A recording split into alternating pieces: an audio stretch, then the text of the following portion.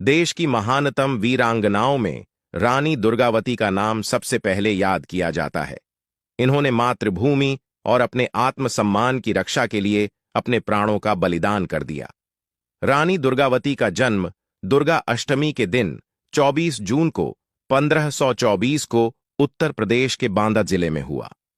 वह कालिंजर के चंदेला राजपूत राजा कीर्ति सिंह चंदेल की इकलौती संतान थी। रानी दुर्गावती को बचपन से ही घुड़सवारी, तलवारबाजी, तीरंदाजी जैसी युद्ध कलाओं का हुनर था। उन्होंने सबसे ज्यादा तीर और बंदूक चलाने जैसे युद्ध कलाओं की शिक्षा हासिल की थी।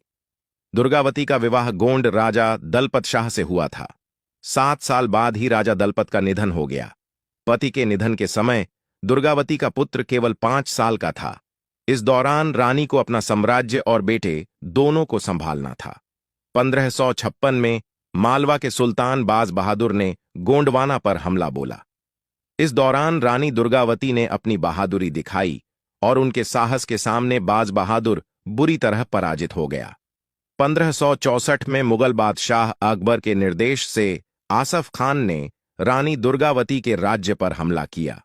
युद्ध में रानी अपने हाथी पर सवार होकर पहुंची और इस दौरान उनका बेटा भी साथ ही था। गोंडवाना की रानी दुर्गावती ने अपने आखिरी दम तक मुगल सेना से युद्ध लड़ा और अपने राज्य पर कब्जा करने के मुगल शासक अकबर के इरादे को कभी भी पूरा नहीं करने दिया।